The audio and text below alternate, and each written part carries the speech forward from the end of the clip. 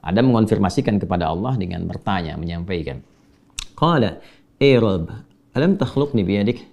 Ya, Adam mengatakan, ya Allah, bukankah engkau yang mencipta aku dengan tanganmu, dengan kuasamu? Qala, bala. Kan? Kemudian Allah menjawab, ya. Qala, Adam kemudian mengonfirmasi lagi, bertanya lagi, Rabb, alam tanfukh fiyya min rohik? Ya Allah, bukankah rohku juga berasal darimu? Engkau yang meniupkannya sehingga aku menjadi hamba, kan, yang berkehidupan. Qala, Allah menjawab, bala, ya tentu saja Adam. Ya, qala, Adam kemudian berkata lagi, Rabb, alam tuskinni jannatak? Ya Allah, bukankah engkau yang menempatkan aku dalam surgamu? Kan? Kemudian qala, Allah Subhanahu wa taala menjawab, bala, ya tentu saja. Ya, qala, kemudian Adam mengonfirmasi kembali, bertanya lagi, Rabb, ya Allah, alam tasbiq rahmatuk ghadabak?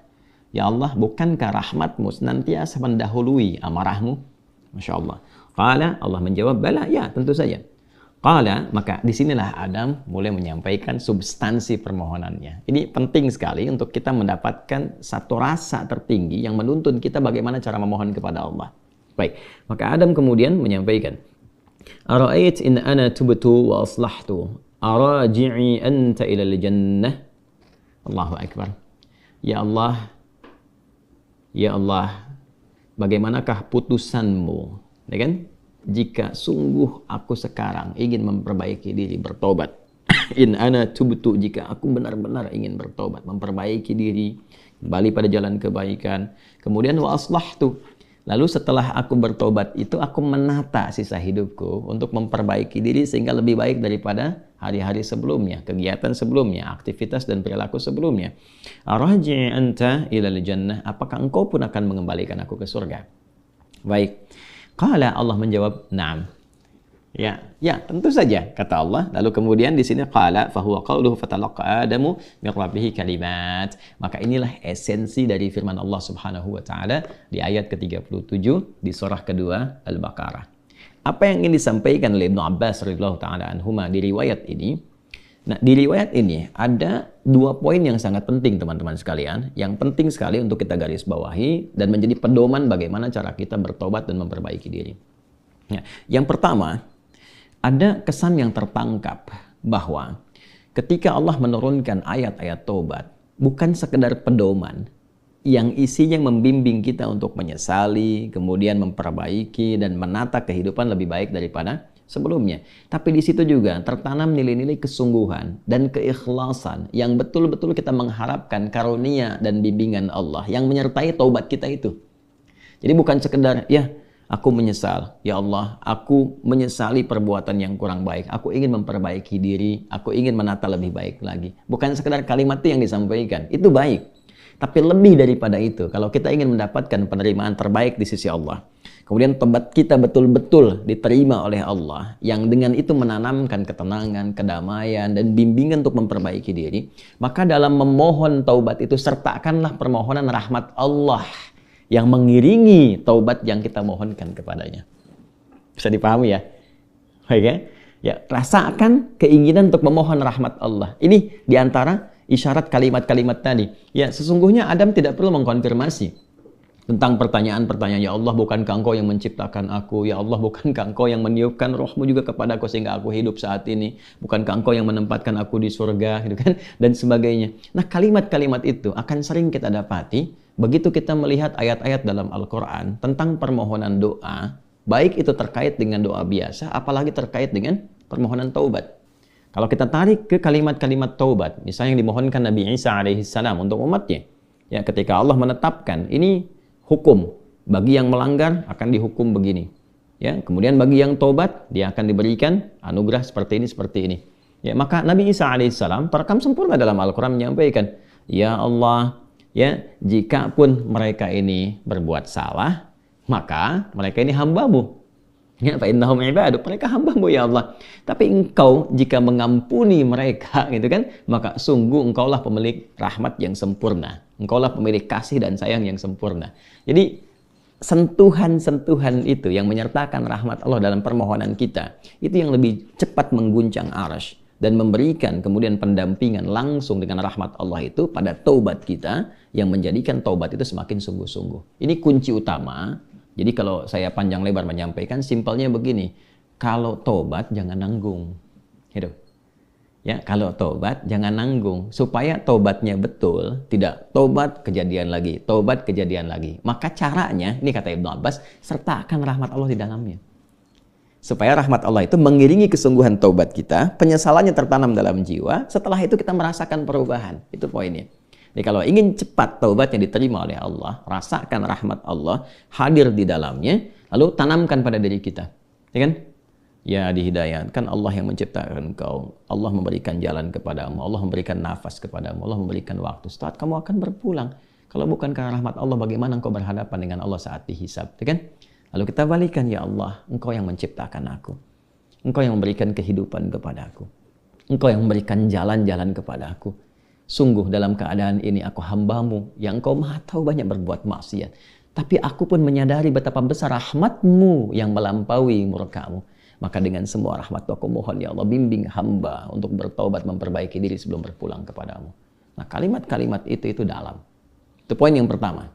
Ya? Jadi singkatnya itu, jika ingin bertobat, jangan nanggung, sertakan rahmat Allah di dalamnya sehingga membuat kita lebih serius dan lebih kemudian merasa ya dalam jiwa kita untuk kembali kepada Allah. Yang kedua, ada poin anugerah. Ya, orang-orang yang tobatnya serius, yang benar untuk memperbaiki diri, bukan sekedar formalitas dia bertobat ya dengan istighfar misalnya, walaupun di situ pasti ada jalan kebaikan.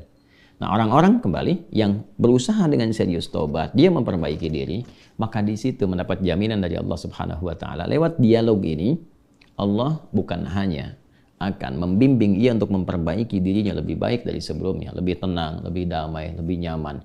Jadi ingat ya, taubat itu hal yang pertama Allah berikan, itu bukan materi dunia dulu. Bukan kedudukannya langsung naik, begitu tidak.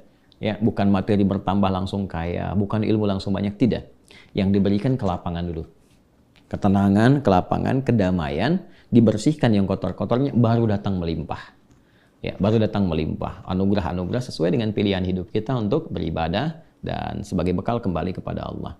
Nah, nanti kalau benar taubatnya dan memperbaiki diri, diberikanlah kelapangan itu, lalu ditempatkan di kondisi lebih baik dari sebelumnya. Nah, ini yang dimaksudkan kalimat di sini.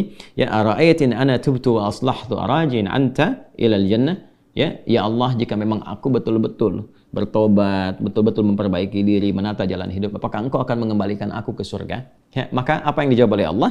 Ya, na'am, ya tentu saja, kamu akan dikembalikan. Tapi perhatikan cara Allah mengembalikannya. Ditempatkan di surga yang lebih baik dari surga pendahuluan sebagai tempat belajar sebelum turun ke bumi. Silakan perhatikan. Bukankah di surga saat Adam belum turun ke bumi, hanya untuk berlatih materi sebelum turun, ya apa yang harus kerjakan, harus tinggalkan. Bukankah di dalamnya ada ujian? Ya kan? Silahkan makan minum tapi jangan dekati yang ini, jauhi ini, lakukan ini, ya kan? Perintah dan larangan. Tapi surga yang akan ditempati saat kita kembali kepada Allah. Bagaimana wujudnya? Bagaimana sifatnya? Allahu Akbar, jannatun na'im, semuanya kenikmatan. Nggak ada larangan lagi, nggak ada perintah lagi, semua tinggal nikmat saja. Berbeda dengan sifat yang pertama. Ya, artinya apa? Di sini diberikan kesan kepada kita, orang-orang yang bisa memperbaiki dirinya, selain hidupnya lebih damai, lebih tenang, lebih nikmat dibandingkan saat ia larut dalam maksiat. Anda punya harta, ya dihasilkan dari harta yang haram, yang riba, yang korupsi, yang menipu dan sebagainya. Lalu sadar, ya dari judi dan macam-macam, sadar tuh. Lalu ditaubati tuh. Begitu tobatnya benar dan memperbaiki diri, awal-awal itu nggak mudah karena harus melepaskan kebiasaan. Melepaskan gaya. Gaya kan bandingannya dengan tekanan kan. F berbanding lurus dengan P kan. Ya, gaya berbanding lurus dengan tekanan kan. Artinya semakin gaya, banyak gaya semakin tertekan kan. Ya. Nah, ketika itu dilepaskan, tekanan kan tinggi juga. Ya, tapi apa yang terjadi? Balasannya ketenangan setelah itu. Kedamaian. Setelah tenang, damai dibalik sama Allah tuh. Dibalik, diperbaiki hidupnya. Lebih enak lagi, lebih menikmati kehidupan, lebih berkah, lebih tenang, gak dikejar apa-apa. Yang paling menarik, pulangnya pun disambut. Allah perintahkan pada malaikat, sambut dia. Dari mulai sakaratul mautnya.